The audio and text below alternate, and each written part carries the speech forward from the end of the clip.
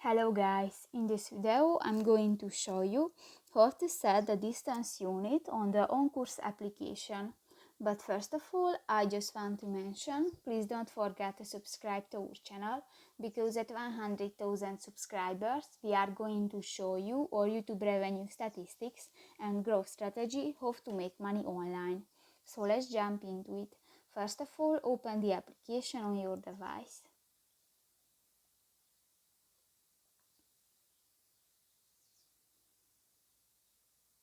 Click to the three lines at the upper right corner of the screen, and in the Tools section go to the Settings button.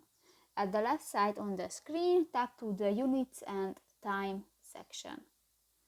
The second option, the distance, and here you can select nautical miles, kilometers or miles, and just select one and click that.